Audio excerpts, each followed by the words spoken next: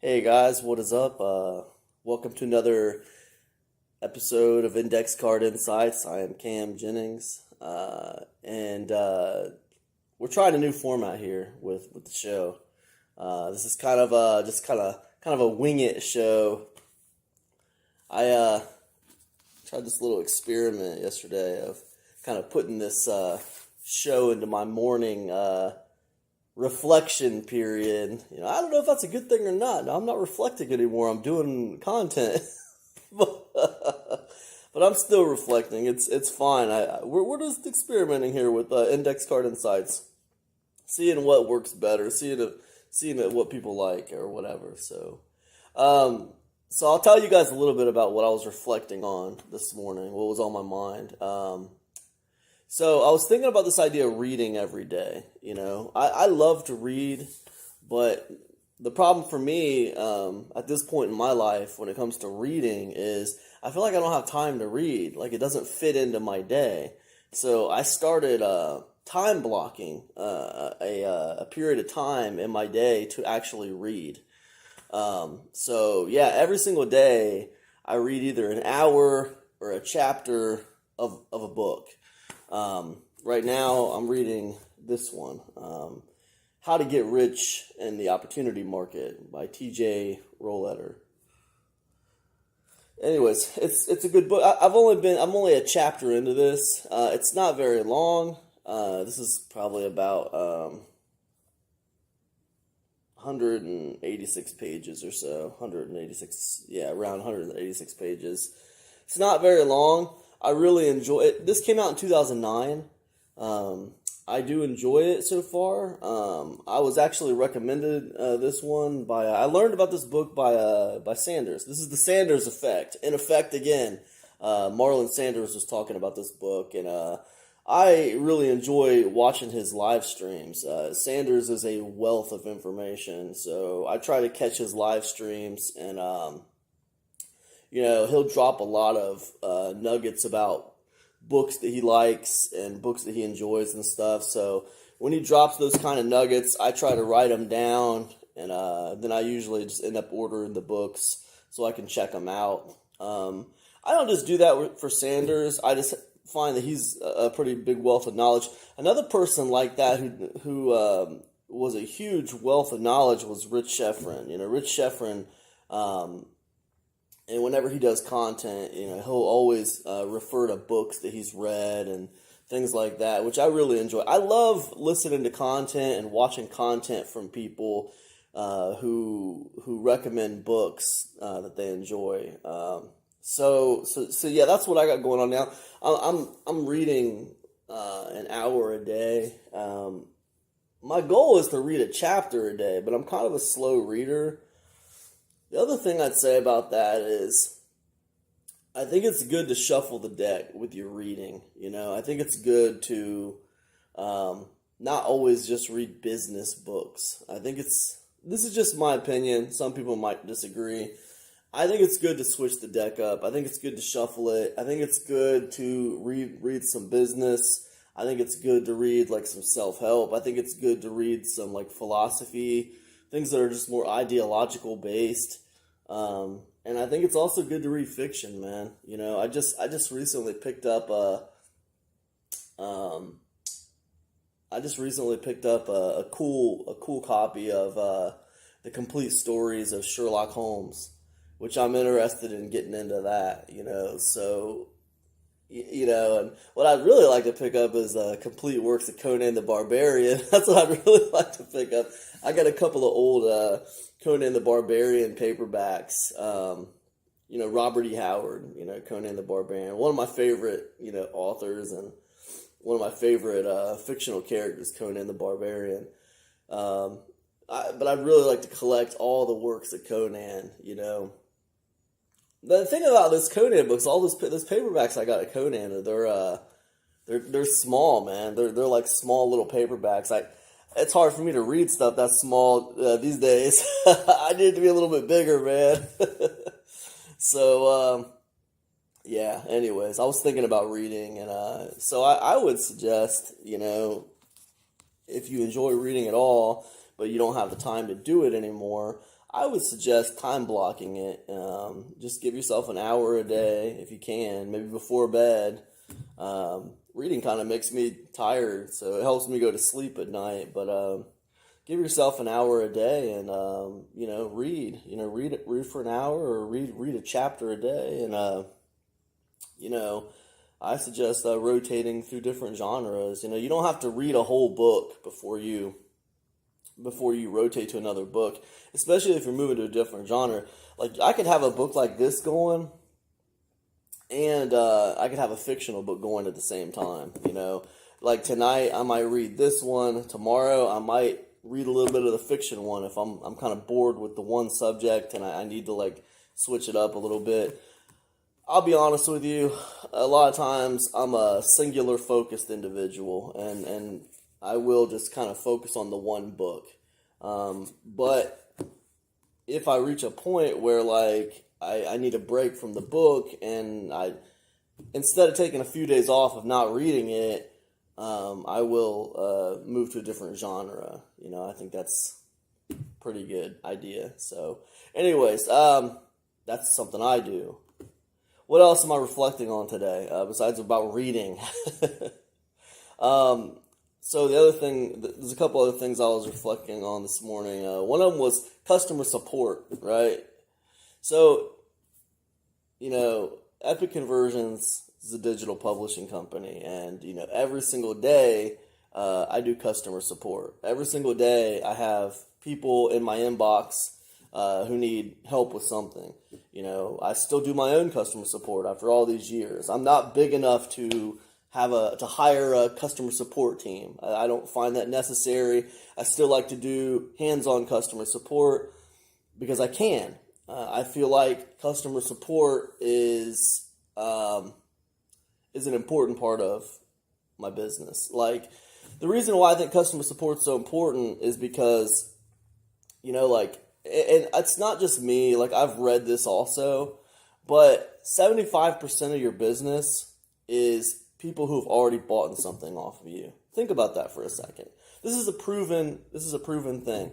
75% of your business comes from people who have already bought something from you. So if that's true, if 75% of your business comes from people who have already bought something from you, then customer support is very important, right? It's not something you just want to like delegate off to somebody else. It's something that you want to have a firm grasp on how it runs, right? And that's something that a lot of people overlook as far as I'm concerned. I think customer support is more important than like what my sales page looks like. Honestly, I do. I think it's important that my sales page conveys my offer properly, but as far as like how the graphics look, the aesthetics of it, like that doesn't matter. I know that's not going to affect conversions that much. What is going to affect conversions on that sales page is how the offer is conveyed, right? Is the offer being conveyed properly in a way that's going to grab people? That's what matters on the sales page. But as far as the aesthetics of the sales page, yeah, customer support is far more important than that. Because if you know that 75% of your business is going to come from repeat buyers, then you need to work hard to take care of those people. Not only that, it's just the right thing to do. It's the right thing to do. I mean, you should be treating people how you want to be treated. I mean, that's how I feel, and that seems obvious to me. But anyways, that's what I'd say about that. And then on the back of that, I was thinking about how customer support is weird, though.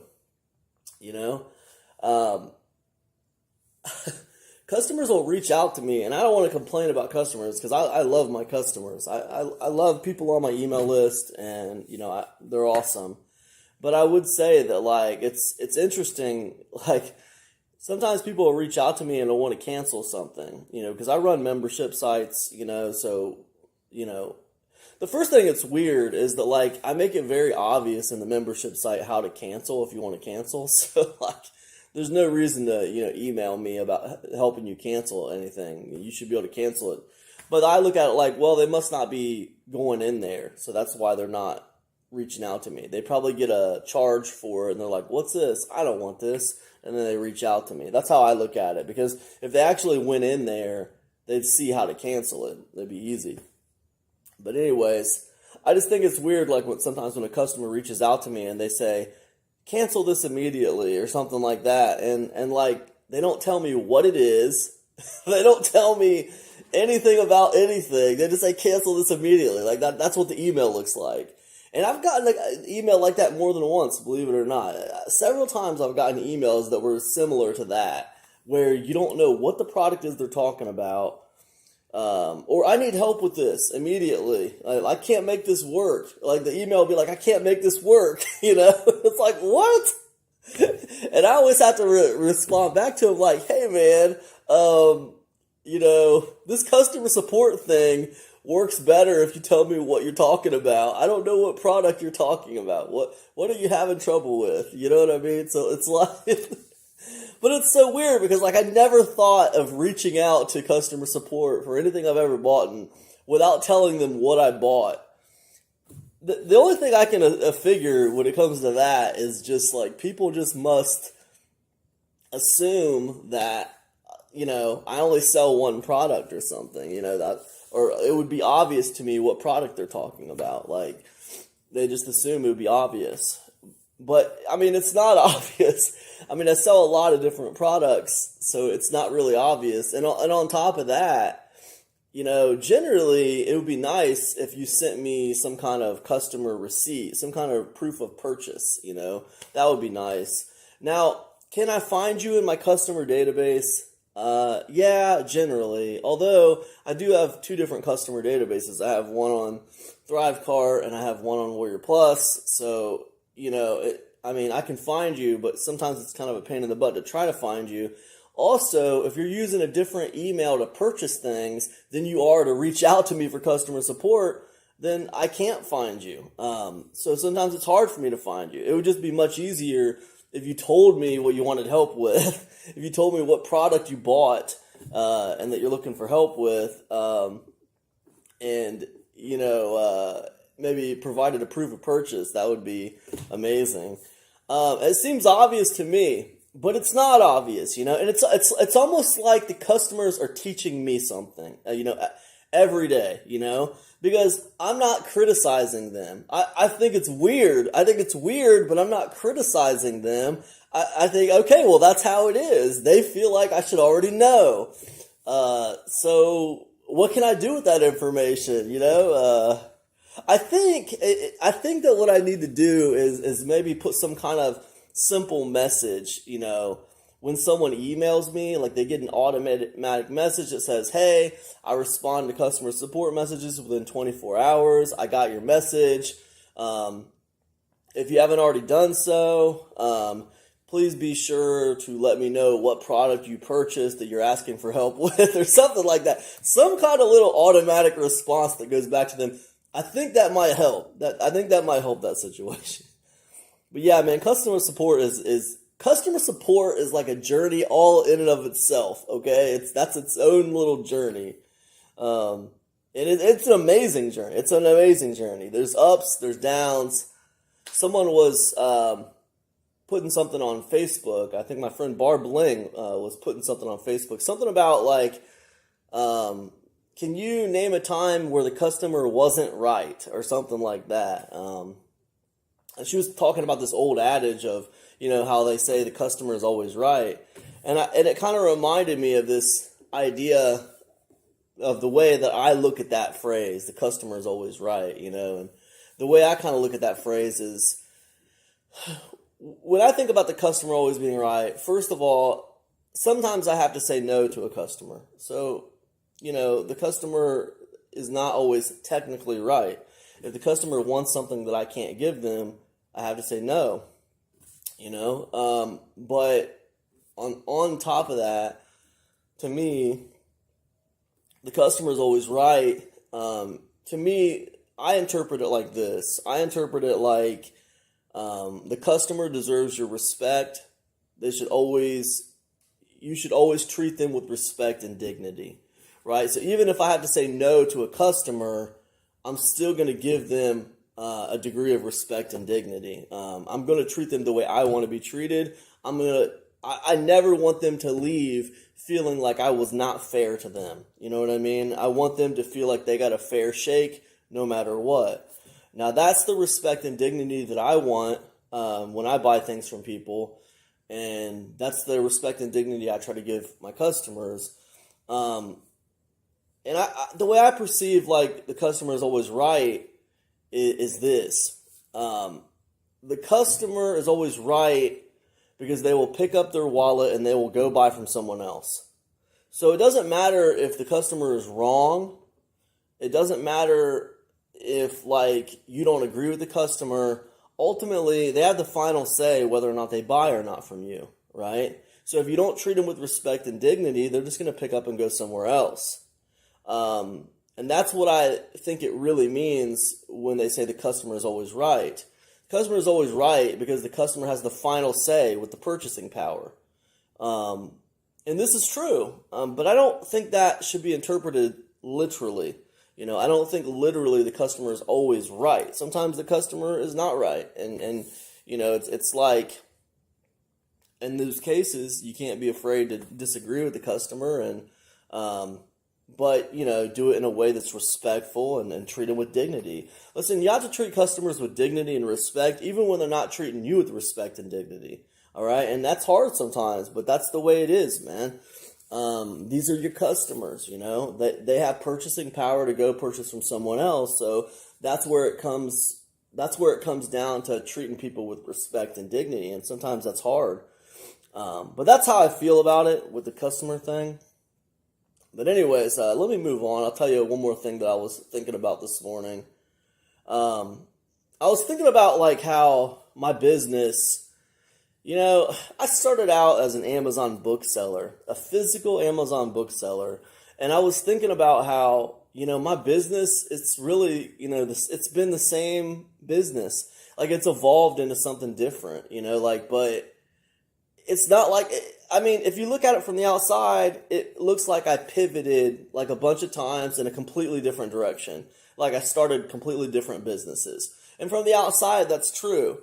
But from the inside, there's like a connection with all of them.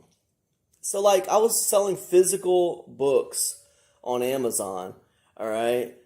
And then I said, you know what? Let me write a book about selling physical books on Amazon. And I did that, and that's what got me into Kindle books. But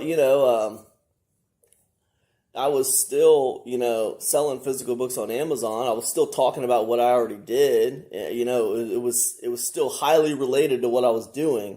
So even though I got into digital selling of Kindle books at that time, it still dealt with the Amazon marketplace. I was still dealing with the same ecosystem.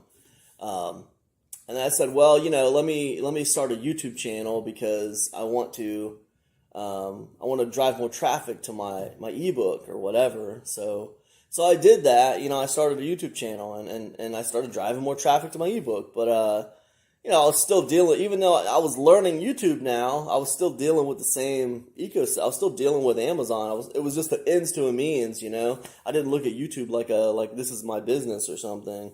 And then, I switched that ebook model. I switched that into a membership thing, I started a membership site. And the membership site was still about selling on Amazon, right? So even though I started Adventures on the River and it was a membership site and that was a different business. It was still about the Amazon ecosystem, I was still around the same ecosystem. I was still dealing with things I was very comfortable with. But I was learning new skills. I was learning YouTube and I was learning membership sites and, I was learning about affiliate marketing and stuff like that. And then, when I closed down that Adventures on the River business and I started Epic Conversions in 2016, I still kept my same email list. I still kept my same YouTube channel. So even though I pivoted to a new direction from physical Amazon stuff to digital marketing type, internet marketing type products and business opportunity products, I still had the same audience. I was using the same audience. So I was using the same YouTube channel to talk about that stuff. So it was like a series of adjustments, It felt like a series of adjustments. It didn't feel like, even though, yeah, I switched businesses, and that was probably my biggest pivot from Adventures on the River to, Epic Conversions. It still was, it still felt like an adjustment. It still feels like a series of adjustments. In 2022, I kind of switched over to selling PLR instead of just straight information products.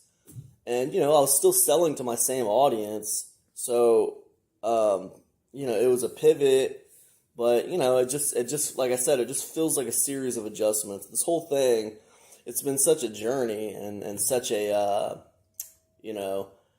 it's just been one big journey, and it felt just like a series of adjustments the whole time. So I guess I was reflecting on it, and I was just kind of thinking about how important it is to adjust, You don't have to keep things the same way all the time. You don't need to, it's important to not fall in love with one idea so much.